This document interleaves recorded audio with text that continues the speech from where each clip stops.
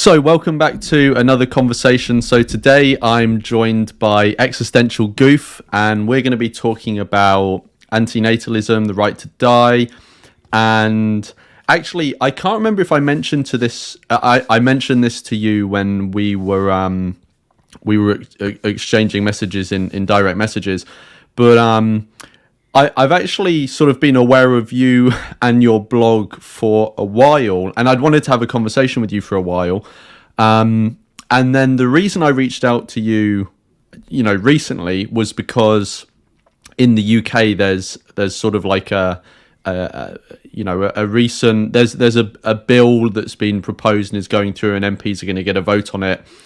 So it looks like we could have a real opportunity to get some, level of right to die or assisted dying in the UK. But we can get onto that later. But that's just the reason, I reached out now.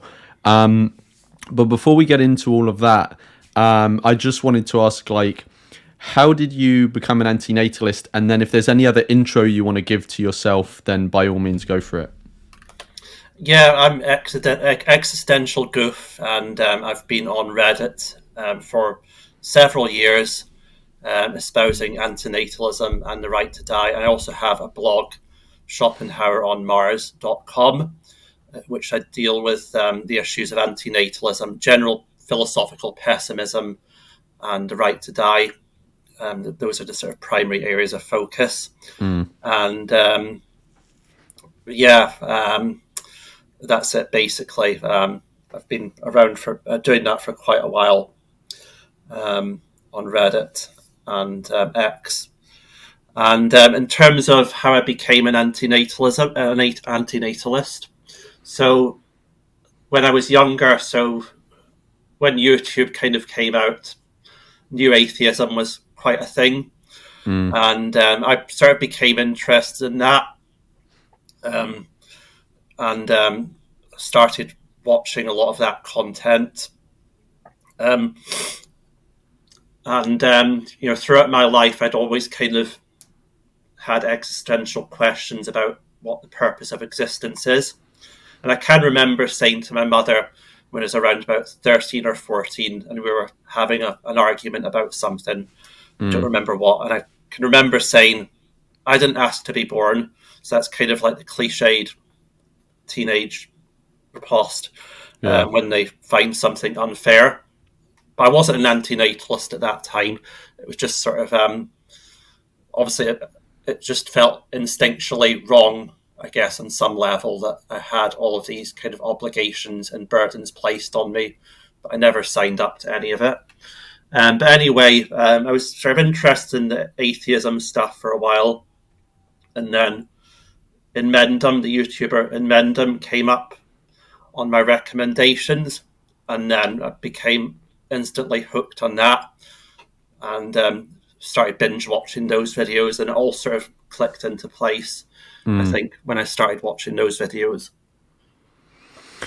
Yeah, that's interesting. I feel like I don't know if you would resonate with this, but I feel like quite a lot of antinatalists, they weren't really maybe fully aware of things like philosophical pessimism or antinatalism, but they are maybe they were maybe kind of predisposed to those sorts of leanings, and it was just having something to grasp onto and sort of, I don't know if formalize is the right term, but sort of present it to you explicitly, and that's when it sort of clicks. Did you kind of, if it clicked for you instantly once you'd come across his content, do you resonate with that, or do you actually feel like you really didn't have those genuine predispositions before? Yeah, I would say I resonated with that, but when I was a lot younger, I used to be very interested in supernatural and that sort of thing, and not that I actually believed in it, but I wanted it to be true,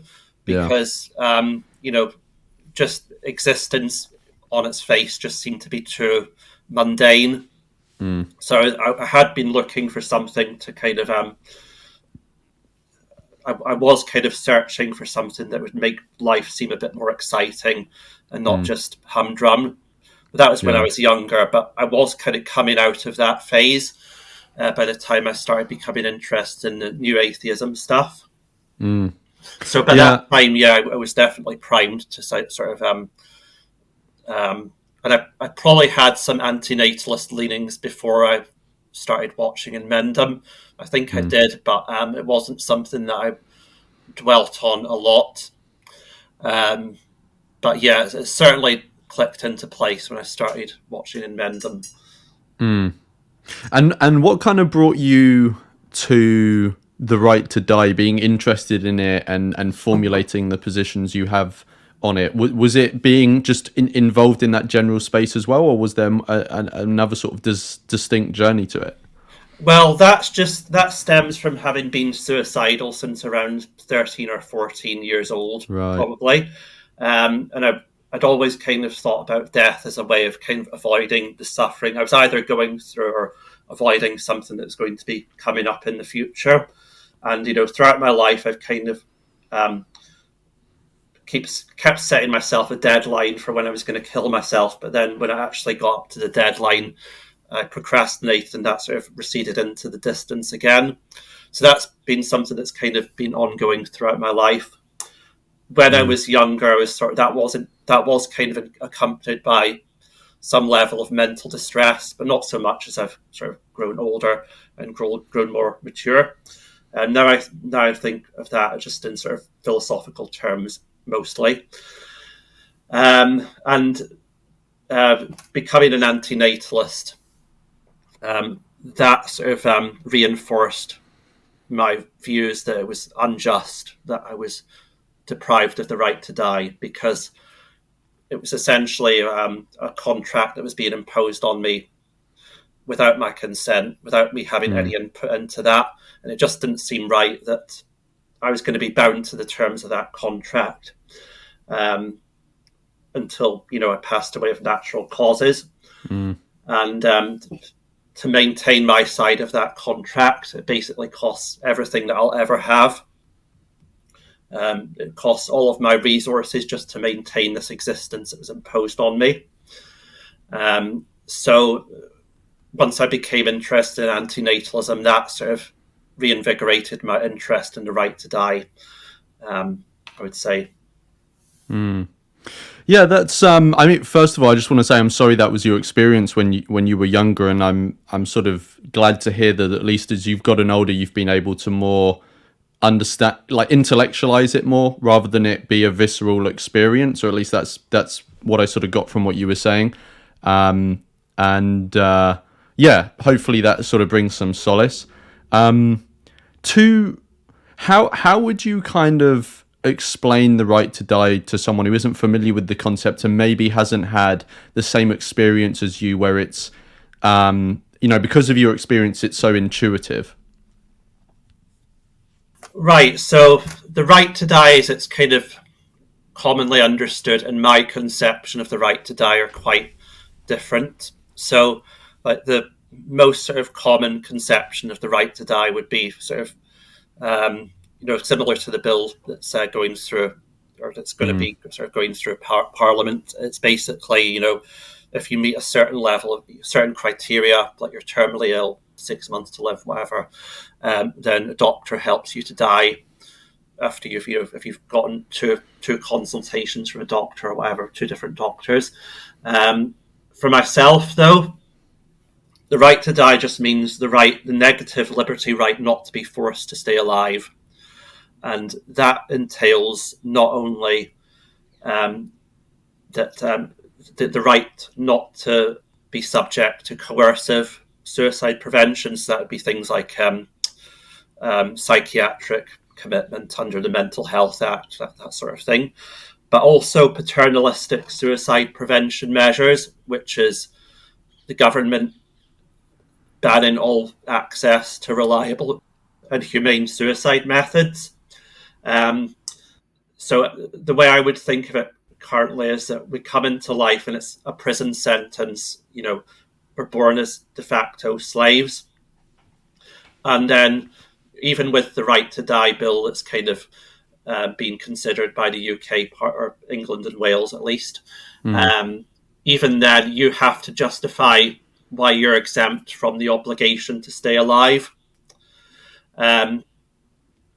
But I think that it should be the onus should be on the person who wants to force you to stay alive. They should be the ones that have to justify why you shouldn't be allowed to die. And I'm against negative suicide prevention in that sense. That's acts that are designed to sort of take away the opportunity for suicide. But I'm not against positive suicide prevention, of course, which is helping people to actually want to live. But the negative suicide prevention, that does seem to be a lot easier than actually giving people a sense of having something to live for.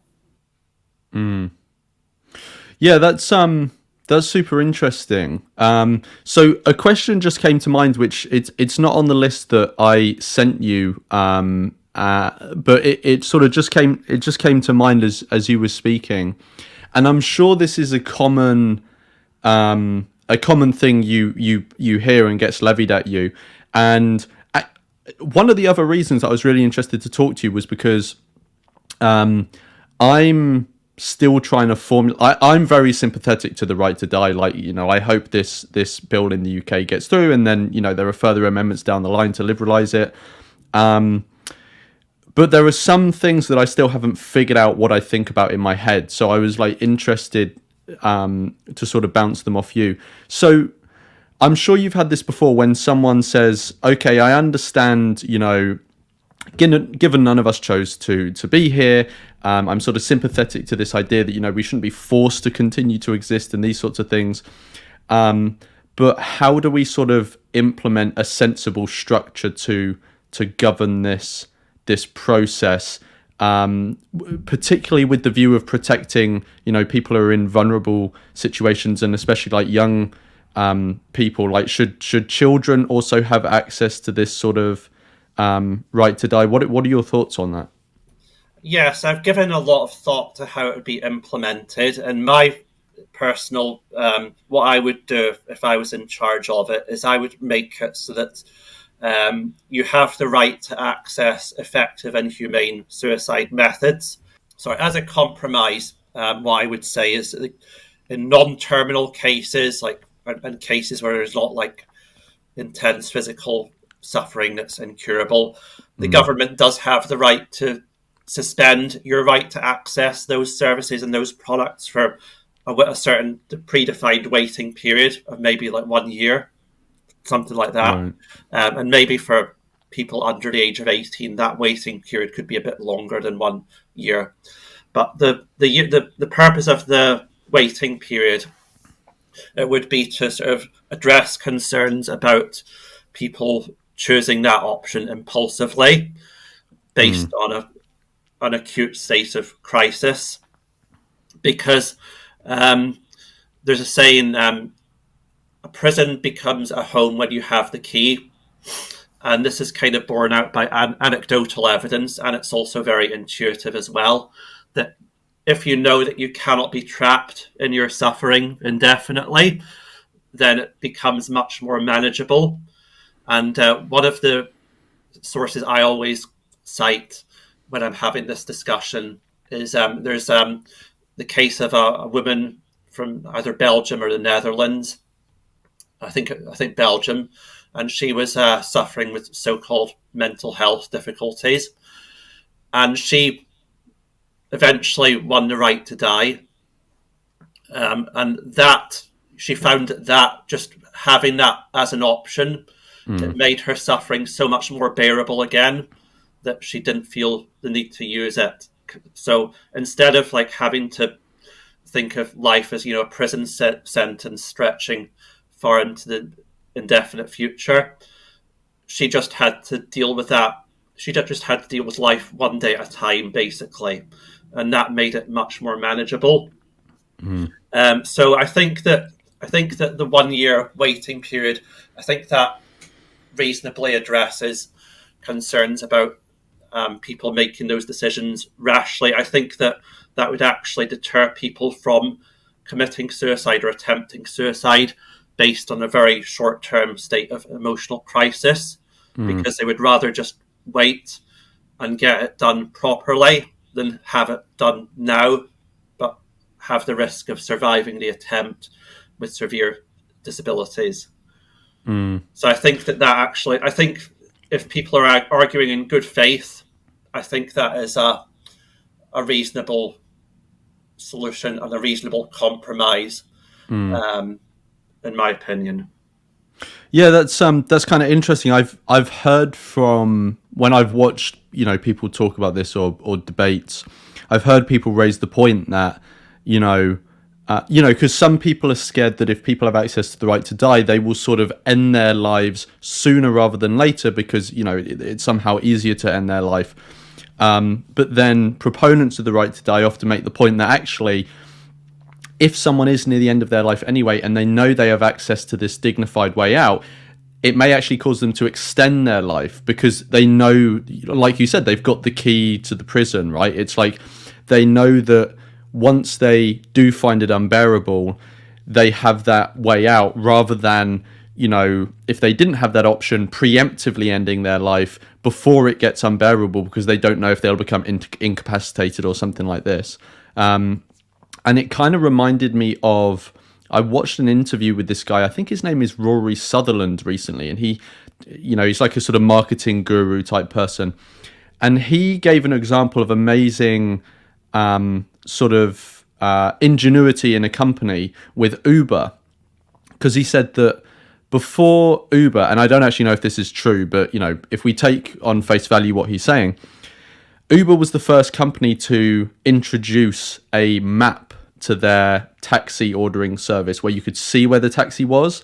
And he said the reason that was so ingenious is because the anxiety that people have around taxis is that if they've ordered one to arrive at a specific time and it's late and you don't know where it is, you get extremely anxious. But if you can see where it is on a map, nothing has actually changed. Like, it still could be just as late, like 5 minutes late if it's stuck at a red light. But because you can see it on a map and you know exactly where it is, the anxiety or the uncertainty has been removed from the equation, because uncertainty leaves room for, speculation about the worst case scenario and stuff like this, and it increases anxiety. And I found that really interesting, and it seems to link in with this in that, if you remove the uncertainty of having access to a dignified way of dying, it can sort of maybe improve the quality of your life while you still are here. So that was super interesting what you said. One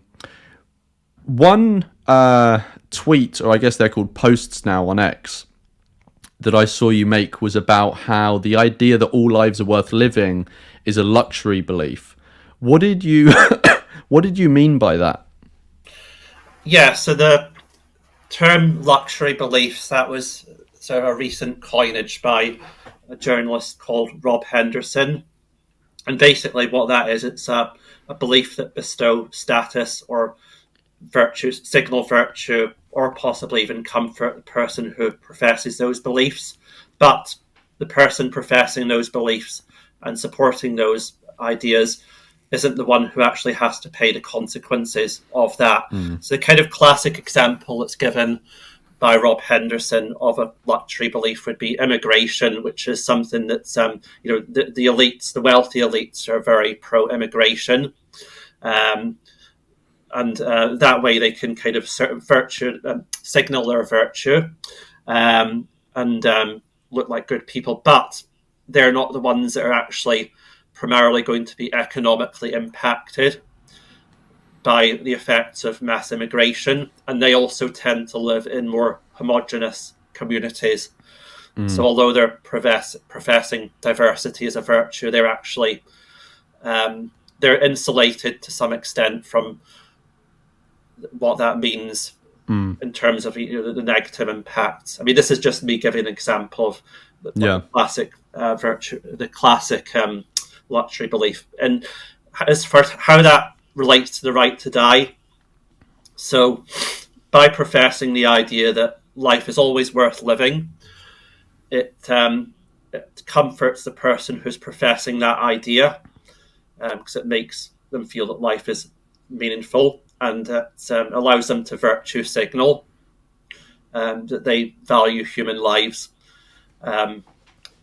But they're not the ones who have to actually live those lives. So they're saying that all lives are worth living, therefore you should continue to live, or you must continue to live. but they're not going to be the ones who are actually going to experience that suffering. And you see this when you have sort of these articles in the media, particularly the right-wing media, about supposedly outrageous cases of people being allowed the right to die in Canada, for example, or Belgium. Those tend to provoke a furore, a lot of outrage from these people who virtue signal the idea that life is worth living. But not only are they not going to have to actually experience that suffering, the suffering they want to condemn those individuals to, but they're also insulated from even having to witness that suffering, because the news outlets that publish these stories about people who have been allowed the right to die, people with so-called mental illness, or people who got it because they were suffering from hearing loss, something like that. The media isn't going to be reporting on their day-to-day struggles once they're denied suicide. It's only going to be reporting on that once they've actually received the right to die, or if they're pending the right to die, that sort of thing.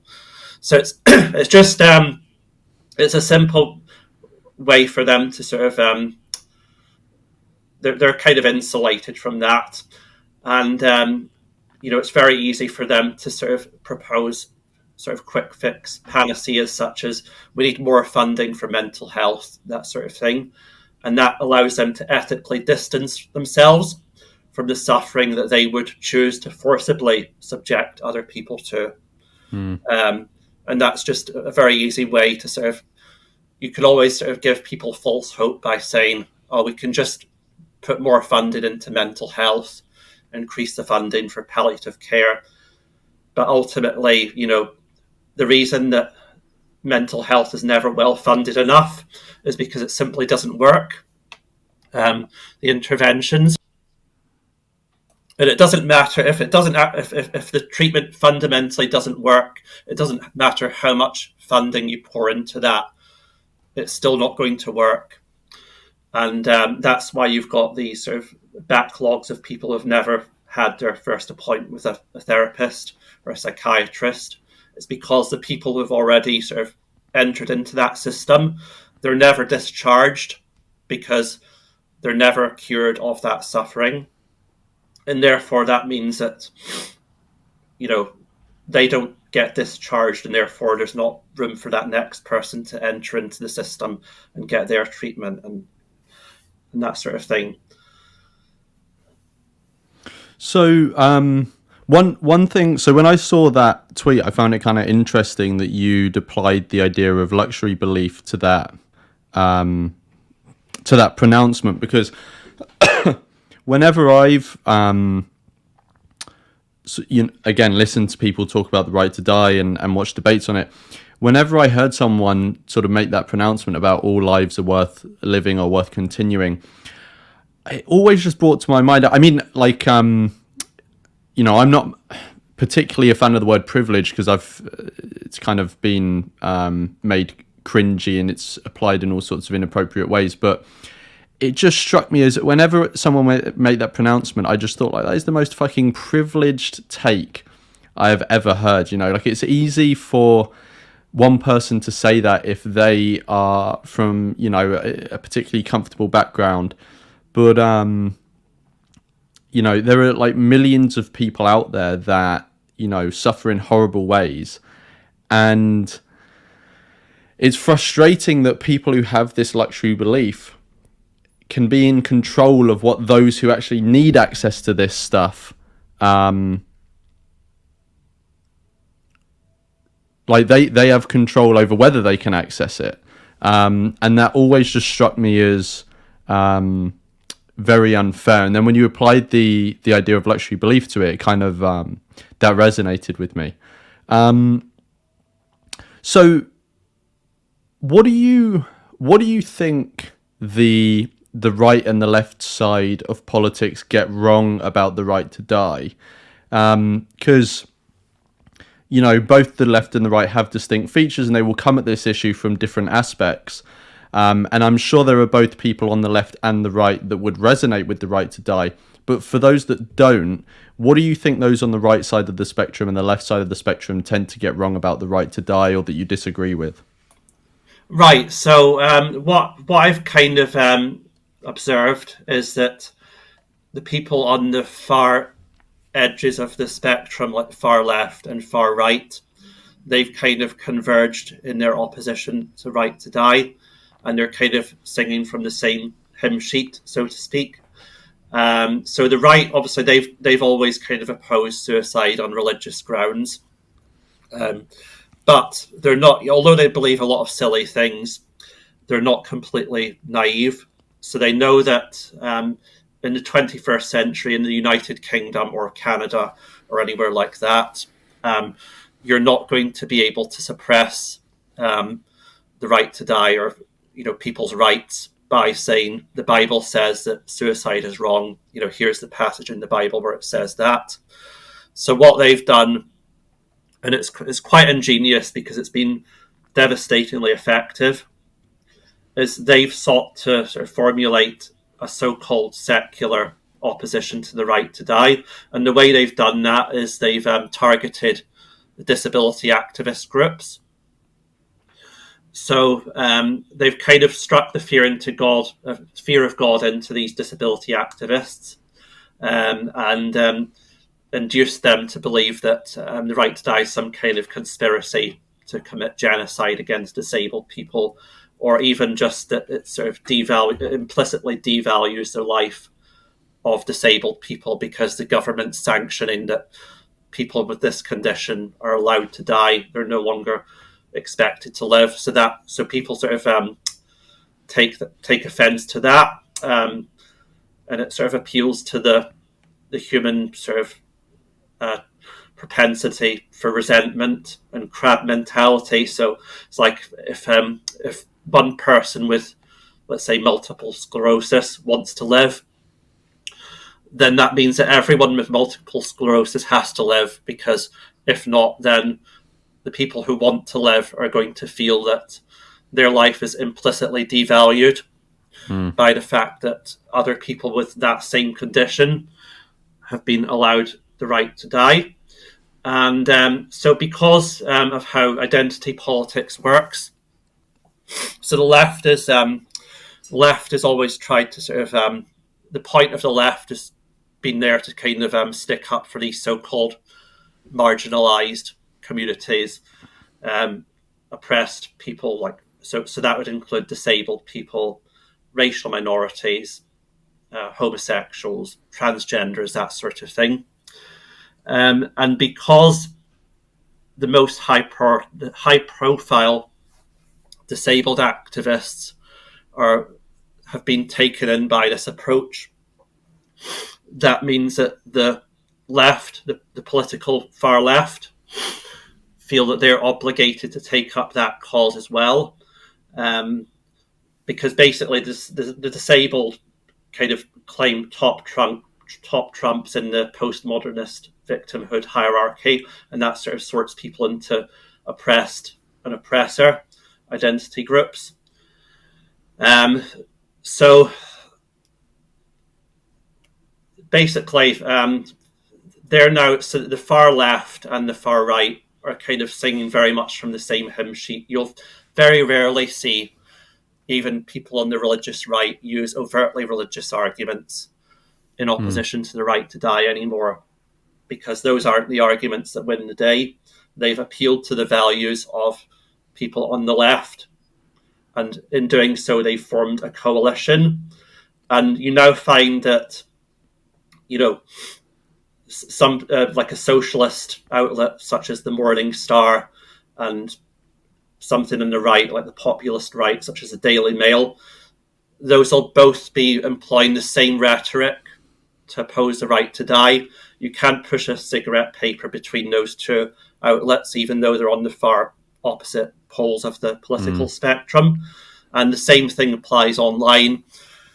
So obviously, if you see someone on X and they have sort of all sorts of religious iconography in their profile, it's not going to surprise anyone that they're going to be opposed to the right to die.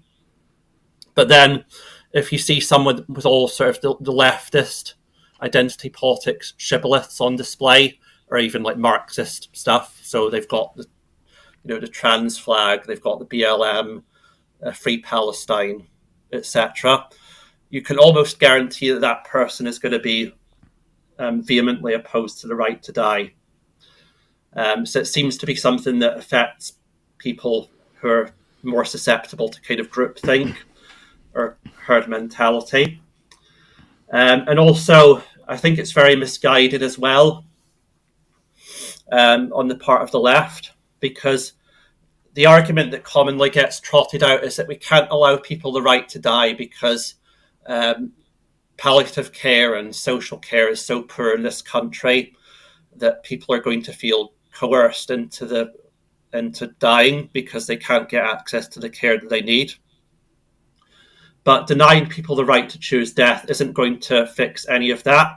All it'll be doing, it'll be punishing the individual who have been failed by the social safety net and holding them hostage until such positive changes are enacted. And, Wes Streeting in particular has come out with this idea that we can't allow the right to die because people feel coerced into that by the lack of palliative care or social support available. And then I would also say that because I formulate the right to die not as a positive right, the right to have a doctor in the NHS inject you with a lethal substance, I see it as more of a negative liberty right. I don't feel that these justifications, I don't think these are justifications that suffice to sort of to justify. Sorry, getting my words all mixed up. Yeah, no worries. So I don't think that these suffice as justifications for actively infringing on people's negative liberty rights. Maybe you could be taken in by the idea that it shouldn't be a positive right for the NHS to be providing this service, but I don't think you can justify actively infringing on people's negative liberty rights, because you have to take into consideration the reason why there is this push for so-called assisted dying on the NHS is because that this government doesn't allow people to gain access to reliable and humane suicide methods. So they're actually causing the need for this service, and then they're refusing to provide it. Whereas I would say that most, if not all, of the cases of people who actually need this or want this could be resolved if we just allowed people to be treated like adults and get the products and services they needed sort of through private organizations or through charities, that sort of thing. And I think that it's the left also fails to understand that the status quo is there to protect ideas rather than to protect people. So I would say it's kind of like the status quo around suicide prevention is kind of it functions as a blasphemy law in effect, because it seems to be there to kind of suppress any kind of pessimistic interpretations of life. And that's obviously coming from the right in part, but there are people on the left who want to suppress these kind of more pessimistic modes of thinking about life. And it's divided more along the lines of libertarianism versus authoritarianism rather than left or right lines. So you can have people who are kind of centre right and they support the right to die, or they're kind of libertarian right and they support the right to die. But then on the other hand, you have a lot of authoritarian leftists who vehemently oppose it. And I would say that the current law essentially is a case of locking up the innocent people to protect them from the criminals, because you're forcing innocent people to suffer just to safeguard against bad actors exploiting the right to die. But we don't hold any other sort of our rights to that same standard. if you said that we can't have, because every liberty that we do have is vulnerable to being exploited by malicious actors. So the only solution to that would be to lock everyone up in a cage 24/7 to protect us all from each other. But no one's proposing that. So if no one's proposing that, why should we be forced to stay alive just to protect others from the sort of downstream implications of allowing people the right to die? Because essentially, if you're not allowed to die, then life is a prison sentence. And another thing about the left is that it comes from this paternalistic position where everyone is kind of vulnerable, and because they see people as vulnerable, they need to kind of be protected from themselves as well, and it causes this kind of learned helplessness in the population. And there's also this sort of manufactured suicide epidemic that's been drummed up by both the left and the right, blowing it all out of proportion, a very modest suicide rate, but they're making it seem like there's constantly lines of people jumping off the cliffs at Beachy Head, but that's not the case. And that justifies sort of further state intrusion into the private lives of people, because they've manufactured this idea that there's a suicide epidemic with this constant suicide prevention messaging, mental health awareness campaigns. Every day of the year seems to be Mental Health Awareness Day now. And the left also tacitly accepts the notion that people with mental suffering are in distress because of mental defects on their part. So there's something wrong with them, rather than that those feelings of distress being produced by the system in which they live. And it also treats broad swathes of people as a monolith. So I began this by sort of explaining that disabled activists were the most high profile people opposing this, but not every disabled person feels the same way. It seems that there are a lot of disabled people that do support the right to die, but those voices aren't heard as much in the media, and they're not afforded the same platform as those who are opposed to it, because of this idea that the disabled activists who are concerned about this, they kind of represent the authentic voice of the disabled, whereas the people who do support it, they're sort of inauthentic in some way, and it's because of the way that the left kind of groups people into these identity categories, and there's kind of one correct way to think. Like, if you're a black person, you have to be in favor of affirmative action, otherwise you're an Uncle Tom or whatever. And it's the same thing kind of applies as far as the right to die is concerned. And as far as what the right gets wrong, so one of the hallmarks of right-wing thought has supposedly been self-reliance, but they want to kind of infantilize everyone to protect them from themselves, basically. So they're kind of betraying their values in that way. And a lot of people say that they're very in favour of small government, but they want this massive nanny state apparatus to interfere into people's lives to make sure that they can't commit suicide. So that kind of contradicts with their values in that sense. Mm-hmm. So, yeah, I've got a bunch of things I wanted to sort of touch on. So, the first one was, you were saying, it's maybe a case of locking up the innocent to protect them from the criminals, and that we don't, generally deny everyone the right to something because some people abuse it. It always made me think of, at least in the context of the UK, one of the issues in the UK that people point to, although I actually don't know the empirics on it, on how big an issue it is benefit fraud. So for people outside the UK, benefit fraud is basically we have a benefit system. So if someone has a particular particular vulnerability that means they're impaired in being able to earn an income, or they can't earn an income, they're able to apply for specific benefits, and benefits, don't always, but often come in the form of financial support. And benefit fraud is essentially someone playing the system so that they get free money when they're actually not vulnerable in the way that they purport to be.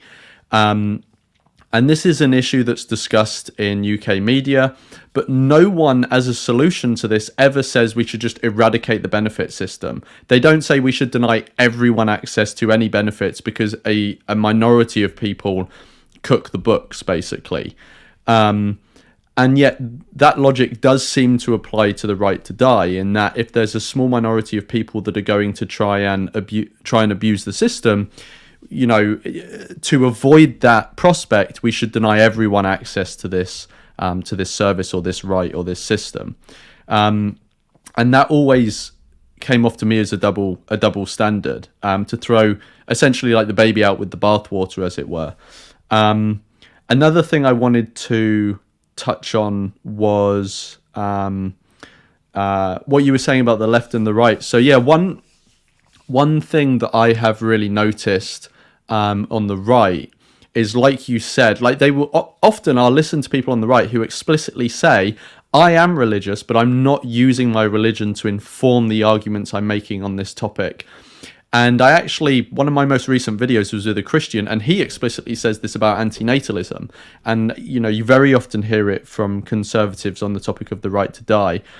And I actually think they're either lying or they're being ignorant of what they're saying, because usually what they say is, I'm not using my religion to buttress my arguments here. And then they appeal. They found their argument often on this idea of the sanctity of life. And where does the idea of the sanctity of life come from? Religion. So just because you're not explicitly saying that this is a religious view, it is informed by your religious views, presumably, because I don't hear non-religious people making this argument about the sanctity of life and how life is infinitely valuable, because once you understand that there isn't this, creator that imbues us with ultimate value, you recognize that we're sentient beings that exist on this planet, and we're of value while we're here, and we shouldn't be harmed unnecessarily. But it's not like our lives are infinitely valuable to ourselves. There are other things we care about, like not suffering, and so it's very reasonable to understand that often life is a balancing act, and actually continuing to exist is not always something which is actually in our interests, because we may have an overriding interest of avoiding suffering. And so that always just came off as very disingenuous to me when people on the right, or religious people, push this idea of the sanctity of life, and say that it's not religiously informed. And then on the left, it's like you've said, like these concerns, whilst they're valid, like I'm not trying to say that any concerns about disabled people or maybe other groups in society being more vulnerable than other groups, I'm not saying that's an invalid concern. Obviously, if there are people with particular vulnerabilities, any system we do put forward needs to try and take those vulnerabilities into account. But it's almost like disabled people and certain other groups in society have become fetishized to the degree where any concern they have just trumps, very real concerns of the vast majority of people. Just like there are millions and millions of people out there suffering in extreme ways and could be benefited either by accessing a right to die, or just having knowledge that they can access it, and that brings them comfort throughout their life. And somehow those people are all trumped by a much smaller group of people who, like you say, aren't a monolith, but because maybe they're in a wheelchair or they have some other vulnerability, maybe they have a certain genetic condition, somehow like their situation is more important than everyone else's. And I just never got that. it just didn't make sense to me. Like, of course, if someone has particular vulnerabilities, we should make reasonable adaptations to include them in society and take account of their concerns. Like, if someone's in a wheelchair, we should include ramps and step-free access and stuff like this. But we shouldn't force every single person to, like, sacrifice massive things in their life for... It's almost like a tyranny of a minority, if you get what I mean. If it was like... If everyone had to make small accommodations, obviously this is fine in my eyes.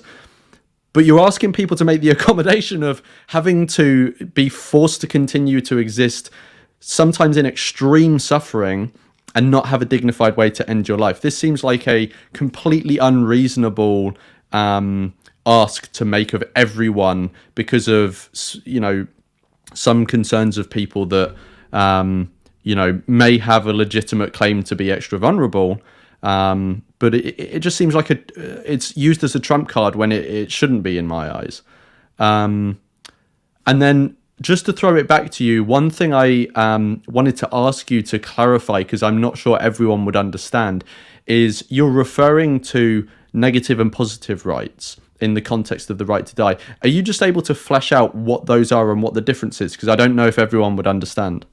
Yeah, so a positive right, that's obviously a right to have someone do something for you.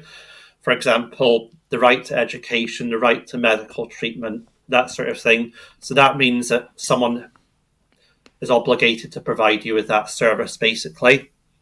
Whereas I think, as far as the right to die is concerned, no one specifically has to be obligated to help someone die. If they simply remove the kind of... if they simply sort of allowed people to sort of be treated as adults and get what they needed from kind of private vendors or charitable organizations, those organizations and charities, they don't have to be forced to help people to die. They don't need to have an obligation imposed on them to assist people to die. We'll just sort of find a way to kind of make it possible for people to have that option. So I would say in the vast majority of cases. So particularly with advancements in technology, for example, there's this device called the Sarco, which has been in the news recently, and it's been used for the first time in Switzerland. So basically all that is, it's a suicide pod which works by filling the capsule with nitrogen, filling the pod up with nitrogen, which displaces the oxygen, and then the person just asphyxiates to death. So nobody's obligating Philip Nitschke to provide that service. But if we simply dispensed with the rules that prohibited people from providing those products and those services, then, we would probably find ourselves in a position where everyone would, or most everyone would have access to the right to die in some form, or they wouldn't be sort of prevented from dying. I mean, there might be some kind of edge cases in which an NHS doctor is needed, but the Sarco kind of covers even cases where the person's completely paralysed and they can only move their eyes, for example, so that the Sarco can actually be operated through eye movement. So it's hard to envisage many cases where that wouldn't suffice for someone even in the most extreme sort of disability.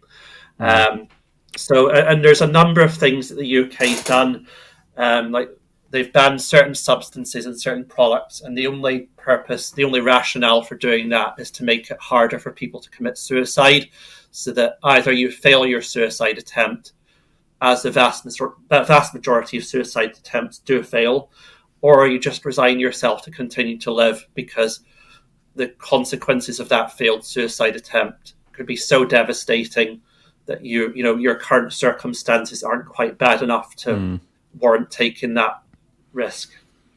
Yeah, and another aspect of it when you're talking about failed attempts is, this is a separate topic, but on the topic of drugs more generally, one of the arguments made by people who are more in favor of a more liberal approach to drug policy is that many of the harms surrounding drugs are actually caused by the laws surrounding drugs rather than the drugs themselves, because people are forced to take them in the shadows to avoid the law, and obviously all of the production and the transportation and the distribution is all done in the shadows as well. And so it introduces many, bad actors, or a lack of regulation, a lack of quality control, all this sort of stuff.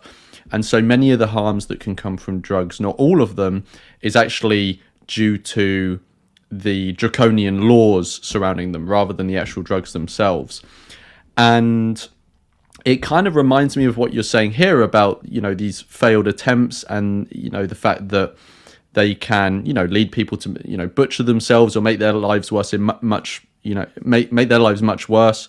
Or it just, the sort of dread of the potential failure of an attempt leads someone to just not attempt at all, and go on in perhaps a miserable situation. And it kind of reminded me of the drug example, in that the fact that, the end of life or taking your own life is so much put into the shadows legally, culturally, and sometimes philosophically as well. It means that a lot of this stuff that, a lot of the people who, all they often need is compassion, because of the situation they're in. They're often forced into the shadows. And so anything they do end up doing is done in a way that, isn't regulated, and, they don't have professionals there to maybe give them advice and all of this sort of stuff. And it just seems like it's going to be a lot of the harm caused is caused by the laws rather than the fact that people are actually making these attempts. Because I was on a hike maybe I don't know how long ago, but a while ago, and I was talking to a friend, and he is sort of quite skeptical. He understands some of the arguments for the right to die, but he's kind of somewhat skeptical of government and their involvement in this sort of thing. Because we were talking about assisted dying, so a sort of positive duty. And one of the things I was saying to him is that actually a lot of the pain surrounding, death for the person, but also for those surrounding them, could actually be eased because it brings these issues into the light. If someone knows that they can access through an official system the right to die, that system is obviously going to include, like you say, maybe a delay where they can get consultation. They can have maybe group sort of therapy discussion sessions with their family if they feel that's appropriate. Their family can be included. Whereas the circumstances we're in now, if someone's in that situation, maybe they don't want to tell their families because they'll get reported to the authorities, or they'll try and stop them and stuff like this. But if we bring it into the light, that person is now, not on their own, not doing things in maybe an irresponsible way, but they're surrounded by professionals that can support them, and maybe, like you say, positive interventions that draw them away from wanting to kill themselves and towards actually wanting to continue to exist rather than being forced. And it just seems like a much more responsible approach to this, to bring things into the light so that vulnerable people are surrounded by professionals and they can discuss it with their family and all of this sort of stuff, rather than be, thrust into the dark or kept in the dark. So the next thing I wanted to ask you about was, so we've mentioned the right to die and antinatalism. How do these two ideas intersect? I think we have already kind of mentioned it, or you've kind of mentioned it, but just to make it explicit, how do you think these two ideas intersect? So they're both obviously pessimistic philosophies. Well, I suppose the right to die isn't necessarily pessimistic, to be fair. It could just be about giving autonomy to people.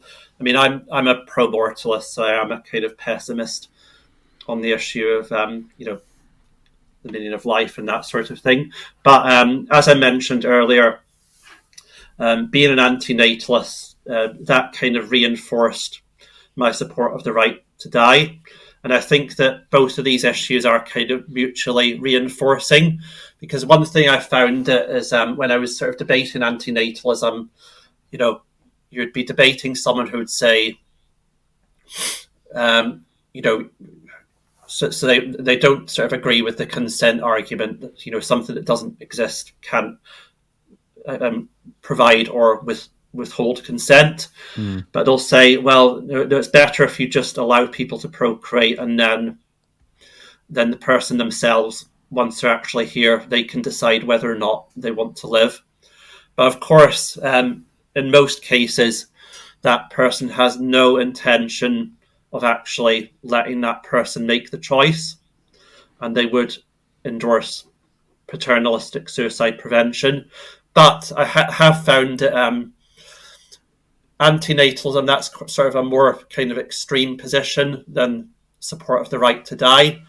So, and there's this sort of, so the Overton window kind of works that if you present people with a more extreme opinion, then you often end up getting them to accept something more moderate. So, for example, you know, you might not get someone to accept antinatalism, but they might concede that it is kind of unfair that, given that you're not here by your own choice, maybe you should have the right to opt out if you decide that you find it's not to your liking. And I think this idea of the contract, so that applies to antinatalism and the right to die. And I think that the way that right to die kind of reinforces antinatalism is that it gets people questioning this idea, that this assumption that life is a gift. So if they can kind of get themselves to a point where they can empathize with the idea that some people might not find that life is worth living, then they're more likely to start questioning whether life is actually worth starting in the first place. Yeah, so whenever I've sort of thought about this, my understanding has always been, on a very basic level, just that if antinatalism recognizes that, you know, and I'm sure most people obviously recognize this, but antinatalism makes it explicit that none of us chose to be here and that there are harms associated with existing. Well, I say associated, I mean they're tied to it. And as a result,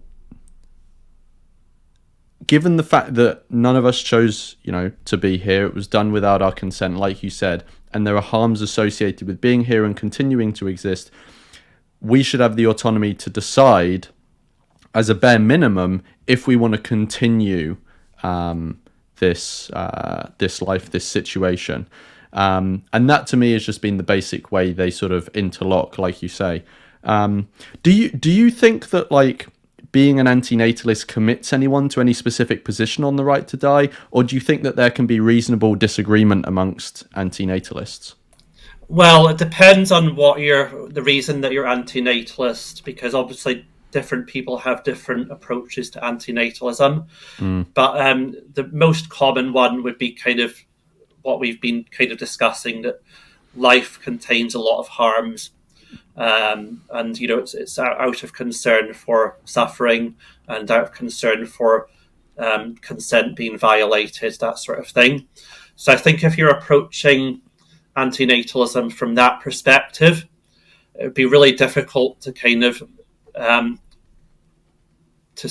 reconcile that with being opposed to the right to die, because it makes no sense to say that it's unethical to impose that contract onto people who can't consent, but then say, once they're actually here, that contract, the terms and conditions of that contract, the contract that they never read, those terms and conditions are absolutely binding until the point of natural death, and therefore there is an obligation for that person to continue to live. So it just doesn't make sense that you're worried about violating someone's consent by bringing them into existence, but then you're quite prepared to violate their consent by forcing them to continue to live when they've explicitly said that they don't want to continue to live. So it would be difficult to kind of reconcile those, but I have seen it where antinatalists are against the right to die. I've even seen antinatalists that are against the right to an abortion as well. So you get all sorts of strange contradictions. And so it's in a somewhat separate way, but often the idea of being against procreation and being for death get conflated. And through the sort of research I've done into antinatalism in the past, it's actually very common for people in the past who express sort of antinatalist views to also be quite pro-death, pro-mortalist.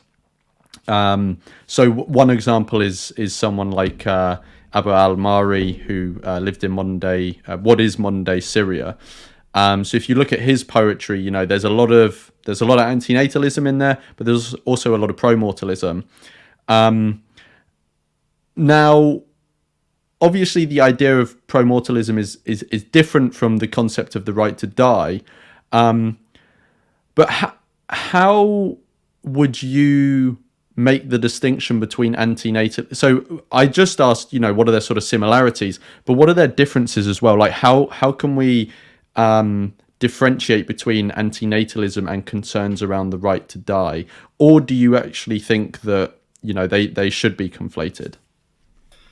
Well, obviously, if you're an antinatalist, that doesn't mean that you're in favour of necessarily mean you're in favour of murdering people, and of course, I'm not in favour of that. You know, so it's not you're not necessarily pro-death. A lot of people who are antinatalists think that life can be worth living whilst you're actually here. So it's procreation. Of course, that's a decision that you're making for someone else. Suicide is a decision that you're making for yourself. And of course, there's no, you know, supporting the right to die or, you know, being a pro-mortalist. That doesn't say that you're kind of obligated to avail yourself of the right to die once you are here. It just means that you should have that option. And in my view, you know, is that it's always kind of in our rational self-interests to bring our lives to an end as quickly as possible. But, you know, a lot of antinatalists would disagree with that. And me saying that, that's not kind of like, that doesn't mean that I support murder.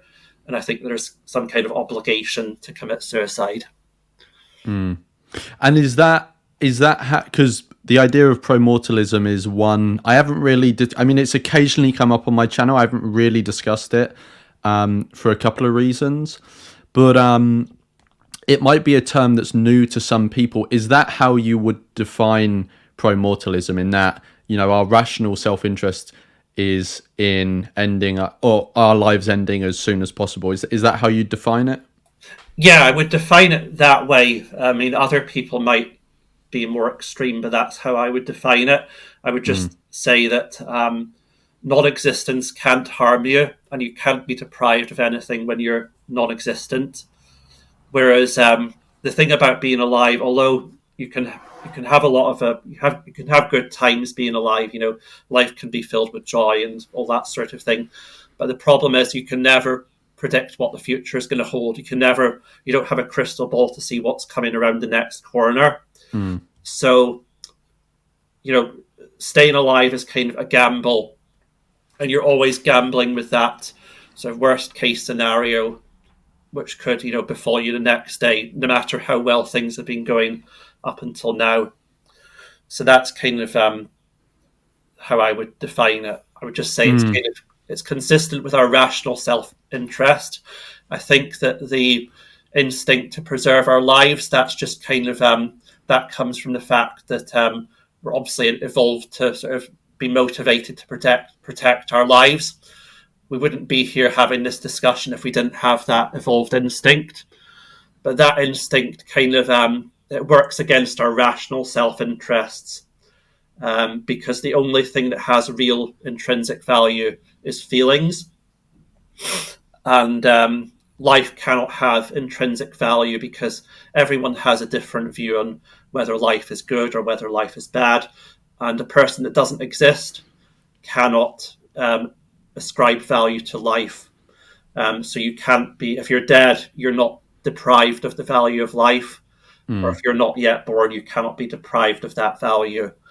So, but in terms of feelings, feelings are either intrinsically good or intrinsically negative. But if you're dead, then you don't need those intrinsically positive feelings because there's no desire or need being satisfied, and you avoid all the harms. So what the next question I was going to ask you was about a blog article that you wrote about how death isn't a harm to the one who is dead. I guess you've kind of covered it there, but is there anything else that you would say to elaborate on that, or do you think that you've sort of covered it? Well, it's just based on sort of simple Epicureanism. So harm, that's a subjective phenomenon. So to be harmed, you have to be capable of subjective feeling. To be harmed means that your welfare state has to be degraded in some way compared to another scenario. So it doesn't necessarily have to be an overt state of suffering. It might just be like, for example, it can be sort of a case where you're sort of worse off than you would have been in another scenario. I'm just trying to think of an example. So let's say if you didn't buy the lottery ticket one week, and that happened to be the 1 week where your numbers would have come up, but you're kind of oblivious to that, then you're not experiencing a sense of deprivation from the money that you didn't get. But if you compare that to the hypothetical or the counterfactual scenario where you did buy the lottery ticket, you're worse off. But that doesn't really apply when we're considering death, because when you're dead, you don't have any kind of welfare state. Therefore, it would be a category error to say that you're worse off for having died than if you'd stayed alive. But to sort of counter this promortalist view, there's all sorts of philosophies that have come out. For example, deprivationism is one thing that's sort of come out, and these philosophies kind of propose that there's this sort of thing called objective harm. So there could be abstract harms, not tangible harms that actually cause suffering, but abstract harms. But I don't believe in that concept of abstract harm, because at the end of the day, if it doesn't have an impact on my welfare state, then how is that my concern? That just seems to be something that someone else who's alive is imputing to me. So someone who's alive might say, oh, it's a terrible tragedy that he killed himself and missed out on all these joyful experiences. So from their perspective, that's a bad thing, because they're thinking of the positive experiences I might have had. But I'm not deprived of those positive experiences, because once I'm dead, I no longer have the need or the desire for pleasure. And the only value of pleasure is the fact that it satisfies that need and that desire for pleasure. And if you don't satisfy that need, then you will suffer deprivation. But you cannot suffer deprivation if you're a corpse. And I find that these philosophical approaches, they kind of they start with the conclusion that death is bad, and they sort of state that as though that's an objectively observed and verified fact. And then they work backwards to kind of buttress that, to try and buttress that conclusion, whereas it really should work the other way around. You should start from kind of first principles and then sort of follow where the logic leads. And then instead of starting with the idea of the conclusion that you want to work towards, you should just see where the logic kind of ineluctably leads you. And in my opinion, that is towards promortalism. And obviously, before we go on to the next question, one thing I was going to say, and I'm sure you'd agree with this, is that if anyone's listening and they sort of have friction with what you're saying, obviously someone doesn't need to adopt a pro-mortalist position to support a right to die. They can still view death as a harm, but support a right to die because, there may be more serious harms being experienced, or for the potential whilst you exist, than the harm that death is, if they hold that view. So, it's just to, if anyone's feeling discomfort with that, recognise that it's a somewhat separate issue from the right to die. So the next thing I wanted to ask you about was about misconceptions and sort of prejudices. So what do you think are the biggest misconceptions or prejudices that people have around the right to die or antinatalism? And when I sent this to you before, you mentioned the idea of narratives surrounding mental illness. Yeah, so that's the sort of biggest one I would say is that anytime you mention antinatalism or the right to die, but especially suicide, that sort of thing, the instant sort of response, like it's this sort of rhetorical fortress to label the person mentally ill. And doing that kind of serves to kind of discredit that person, because if you're saying they're crazy, then obviously they're not worth taking seriously from the perspective of the people who are labeling people as mentally ill.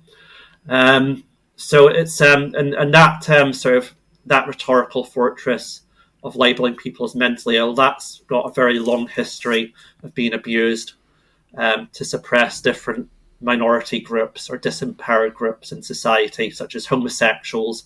For example, homosexuality was in the DSM as a mental illness until the 70s, and then that became kind of politically untenable. It's been used against women before that. It still is in some parts of the world, but in the UK in Victorian times, it was quite common for men to get their wives committed to insane asylums because they were kind of defying gender norms. And it's been used in Soviet Russia to suppress enemies of the state and discredit them. It's obviously far worse in the case of suicide, and you're kind of assumed to be incapable of handling your own affairs.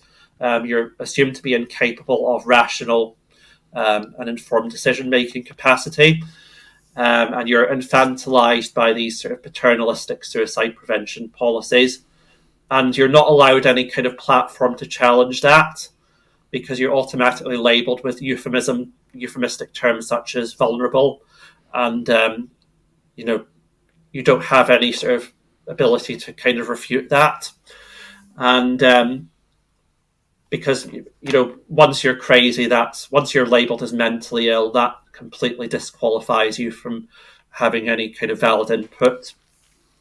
But even if you were mentally distressed, that doesn't equate to a lack of capability to make informed and rational choices, including suicide.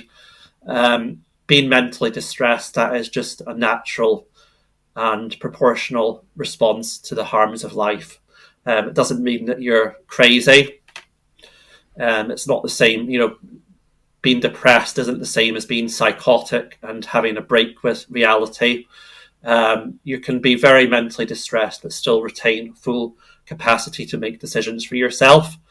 And it's a very sort of low and scurrilous blow to wield that argument. And a lot of people it terminates the discussion. So if you're discussing antinatalism, they just don't have to engage with the arguments because the arguments are coming from a crazy person as far as they're concerned, and therefore they have no merit. They're not worth considering. Yeah, it's like it's an ad hominem attack, and they're just focusing on the person who's delivering the message than the actual message itself. So I guess last question on the right to die is I've already mentioned, and you've kind of alluded to as well, that there are current efforts in the UK to get some form of assisted dying. So so people understand that would be a positive right, because it would be requiring the NHS or some other state support system to provide assistance in people who want to die in a dignified way, which is different than the negative duties that you've kind of been talking about. What are your general thoughts on this? Well, actually, just for people outside of the UK that maybe aren't aware, what actually is it that's sort of maybe going to be introduced that MPs are voting on, and what are your general thoughts on it?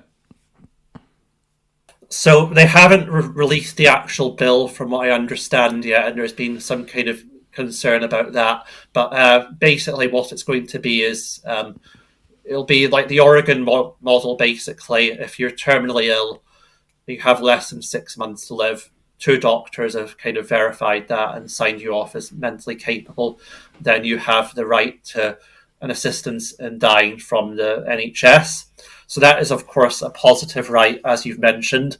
And although my preferred way of approaching this would be from a negative liberty right perspective, any kind of positive change, any kind of liberalisation on the current status quo would be something that I would welcome.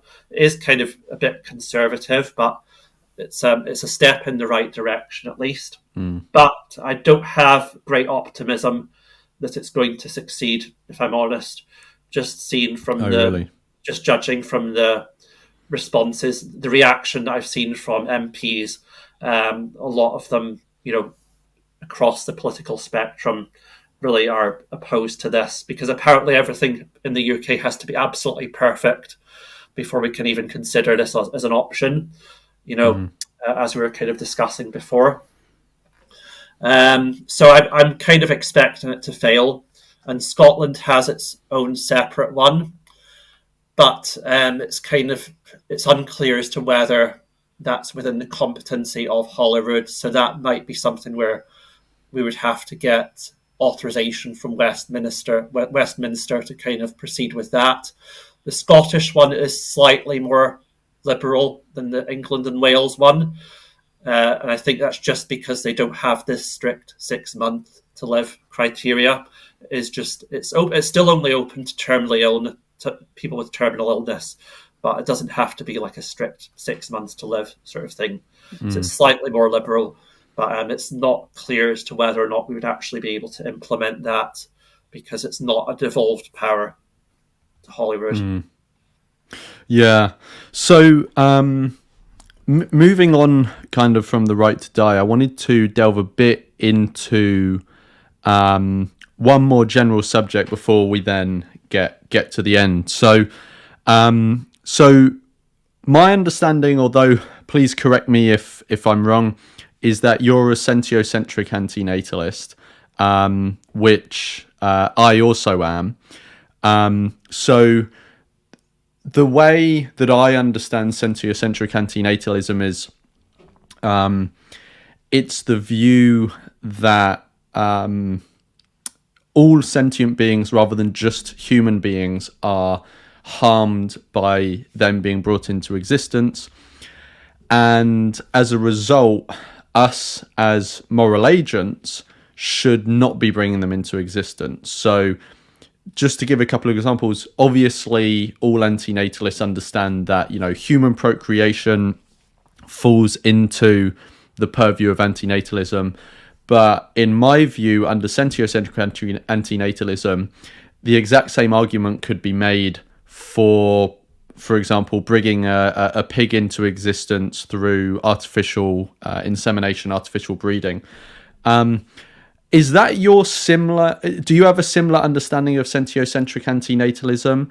And if so, what obligations do you think come from that? Because the general shared obligation that antinatalists all agree on is that we shouldn't be procreating, but often sentiocentric antinatalists will make an additional claim that antinatalism also commits us to maybe lifestyle choices like veganism, for example, because you're sort of divesting from the industries that bring sentient beings into existence. What's your sort of view on all of that?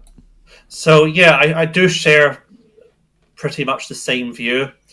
That in order to fully embody one's values as a sentiocentric antinatalist, you really ought to be trying to avoid anything that results in sentient beings coming into existence. So, you should be vegan. But I have to admit that I'm not quite fully embodying my values. And, I don't have a good excuse for it. I mean, I have an explanation for it, but I don't have an excuse for it. But it's mainly sort of, for me, it's about the fact that existence is grim enough already. And it's the preponderance of what is available does include some kind of dairy or meat product in it. I don't consume much meat. I mean, meat's really something that I would only consume mostly if there's kind of no other options. Most of the time, I consume very little meat, but I do consume a fair amount of dairy. So I am aware of the fact that this does make me a bit of a hypocrite. But where I would draw the line is, I would never directly want to cause a sentient being to come into existence. I wouldn't want someone to breed a cow for me so that that cow could provide milk for me. And I wouldn't, even if I was going to get a pet, I would probably look to get a rescue pet, so one that's already, so I wouldn't be kind of directly supporting the breeding of animals. So yeah, I mean, I will probably be criticised for that. I have been criticised for it in the past, and that's fair criticism. And I'm not trying to sort of deflect from that criticism. I'm willing to kind of own that. Yeah, it is an ethical failing on my part that I do admit to. But having said that, if there was some kind of initiative to phase out or eradicate meat and dairy, I would fully support that, because a lot of a large part of the reason that I do consume dairy and a little bit of meat is just because that is what's available.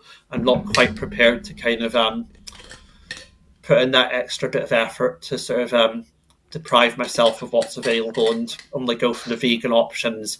And in my kitchen, I don't have any space available to prepare meals. I moved into a house that has basically no counter space left available in the kitchen, so preparing my own meals is very difficult. And there's just not quite enough of a range of vegan options available to satisfy my addiction, as it were. But having said that, I do try to look for vegan options when possible, not including dairy, if I'm honest, but vegan alternatives to meat. I would always kind of prefer to go with those than the real thing. And then the other, so that's kind of like a negative duty, and one that I'm sort of derelict in, or delinquent in.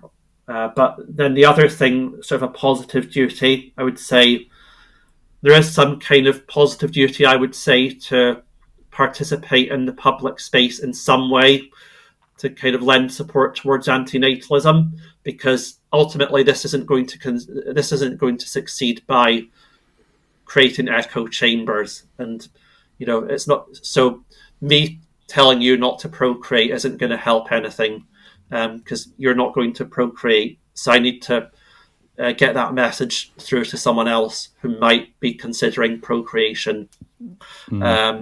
So that's something I would say. I would say that's kind of something that we ought to be doing. We need to kind of be proselytizing antinatalism to try and have an effect, to affect change we want to see.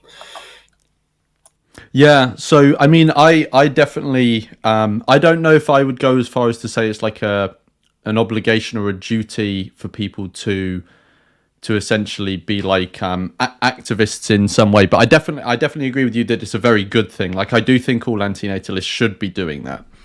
On the vegan thing, I was thinking of making a video at some point about how veganism, how I think veganism should fit in the antinatalist world. And I do think it should be a behavioral and social norm and ethical norm in antinatalist circles. But I also don't think we should take an approach of using it to beat people over the head with. I think it's much more productive, and it will lead to a much healthier community to take more of a supportive role in that. If, like you said, someone recognizes the negative duty but is not fulfilling it, then just like, reaching out and sort of handing out, presenting olive branches, if you get what I mean, and offering support and stuff like that. So obviously I don't know your personal situation, but if you do ever, need to bounce something off someone to do with veganism, or practical tips and stuff like that, obviously you're always welcome to message me. And if there's anyone watching who's in a similar situation and they feel I might be able to provide advice, then they can reach out to me, and I can either provide advice or direct them to someone else or something else that can. Another thing I wanted to touch on, which is kind of related in this same ballpark, is in your blog you mention ethylism, which a lot of people watching have probably are familiar with it, or at least heard the term. Because we've just been speaking about sentiocentric antinatalism. How do you kind of see ethylism? Like, how do you define it? How is it different from sentiocentric antinatalism? And what kind of drew you to it, considering how I view it? There's often a lot of baggage associated with that term and that philosophy, given you mentioned Emendham before. I'm sure everyone would agree, he's not the nicest guy in every way. And there's a bunch of other baggage sort of associated with him and maybe the philosophy. So how do you sort of understand that space and the ideas? Well, I'll start by saying I'm not too sort of precious about the term that I use to describe my philosophy. All I want is kind of like a shorthand term to kind of encapsulate what my philosophy is. But I suppose the reason that I consider myself an ethylist is, for me, that's just kind of like a shorthand to indicate that I support sort of an overall sort of general negative view of life. So Catholics have the seamless garment of consistent life ethic. I'm kind of consistently pessimistic about life.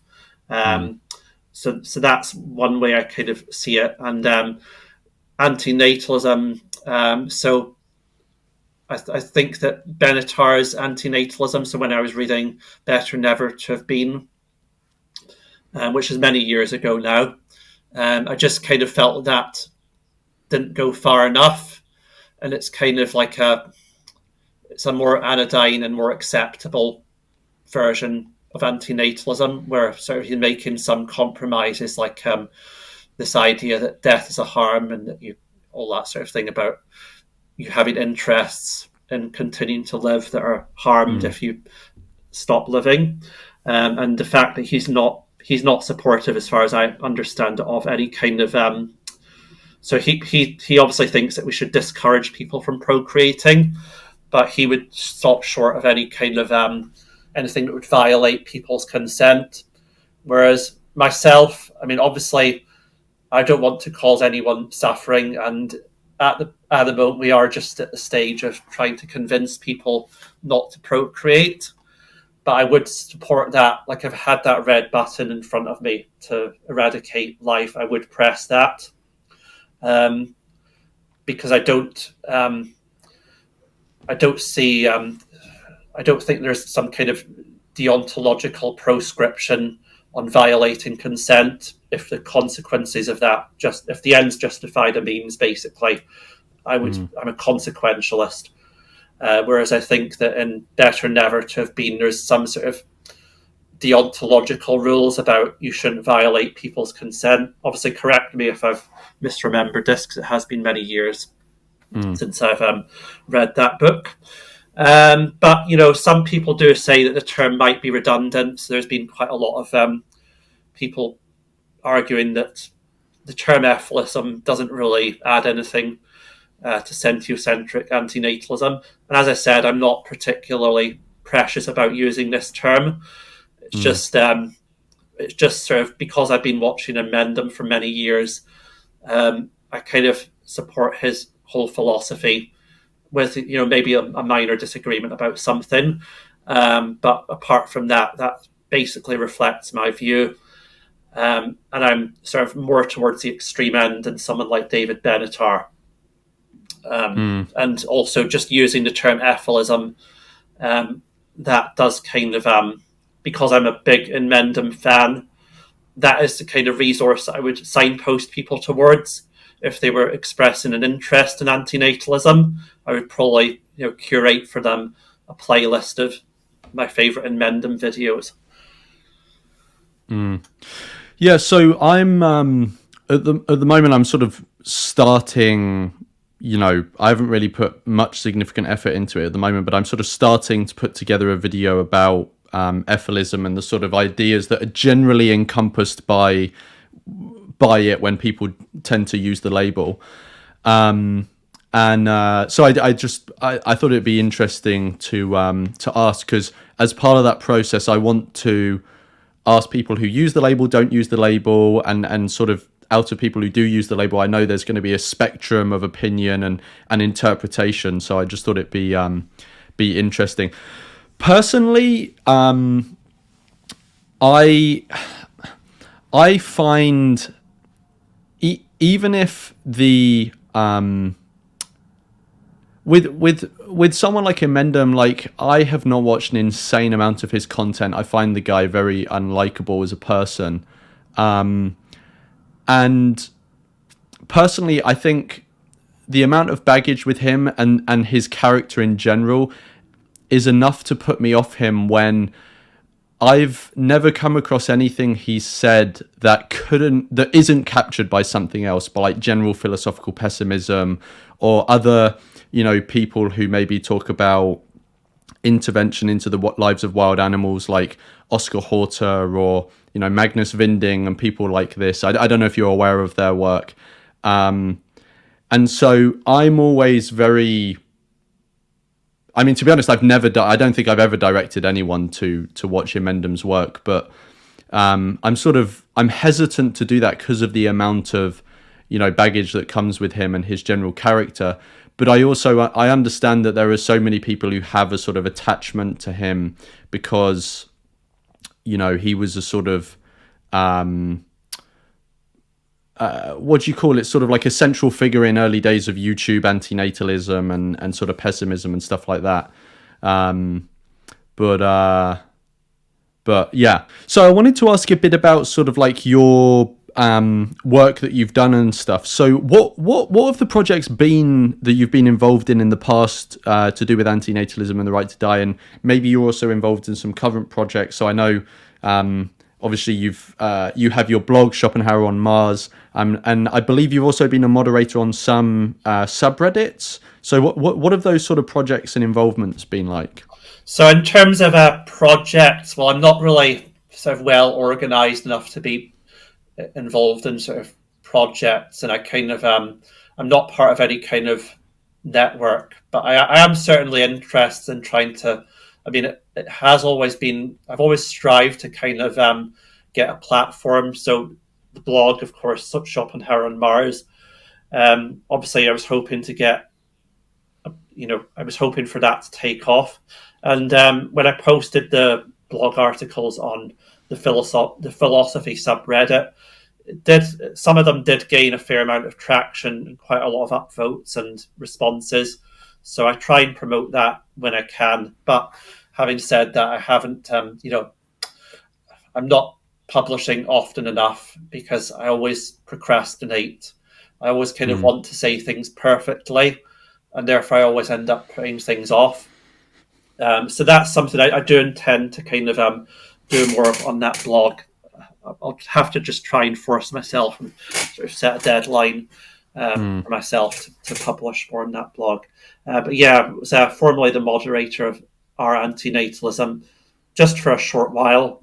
I sort of left. There's sort of some circumstances around my leaving, but there's kind of like a cancel culture thing involving one of the moderators, and I decided I would just rather leave that rather than be embroiled in that. And then I set up my own subreddit, which is Birth and Death Ethics, and that one's kind of gone moribund. I had hopes for that, but it's just really difficult to get things off of the ground. On X and Reddit, so what I try to do on X is I try to reply to high-profile opponents of the right to die in particular, and opponents of antinatalism as well on occasion. Haven't had a lot of success, if I'm honest. My comments do tend to get ignored. I have had a few interactions with kind of high-profile people, but for the most part, it does get ignored.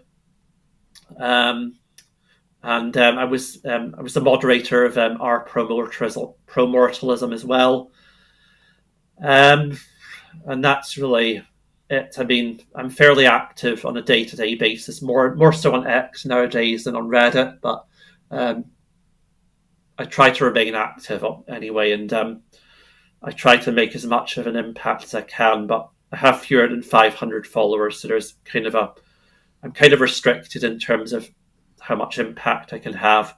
I haven't managed to yet find a successful way to kind of increase my profile. So yeah, that's it at the moment. And if you were able to recommend one book, so one book on the ethics of birth and one book on the ethics of death, what would they be if someone wanted to sort of learn more about this? So I would recommend Every Cradle is a Grave by Sarah Perry. That covers both birth and death. It's not too dry. It's well written. It's quite engaging. And then for death specifically, The Inevitable Dispatches and the Right to Die by Katie Engelhardt is kind of a good place for people to approach the right to die issue, because it has a number of different case studies of people who are seeking the right to die. So it's quite a good place for someone to actually, it's a good entry point, I suppose, to the right to die. Okay, cool. Well, I'll find links to those and put them in the description for people. So final question: Are you? I mean, you've maybe sort of somewhat referenced this, but are there any specific projects or things you're working on at the moment that you want to make people aware of, or just where can people sort of keep up to date with what you do? So, like I said, I think I've pretty much covered what I'm working on. Obviously, if there's any opportunity that presents itself, then I would want to seize that opportunity. But follow me on the Schopenhauer on Mars blog, and you can subscribe to that. Follow me on X, which is my handle is at EXISTENTIALGOOF, and Reddit, same handle, EXISTENTIALGOOF. And yeah, I mean, anything that would enable me to enhance the profile of antinatalism or the right to die is something that I would be interested in. I just haven't found that right opportunity yet. Well, I just wanted to say, thank you for giving up your time for coming on and discussing this stuff with me, especially since at the moment, in the UK, there's, reinvigorated efforts, whether or not they will bear fruit, we'll have to see. But yeah, I just thank you for coming on. You're welcome. Thank you for inviting me.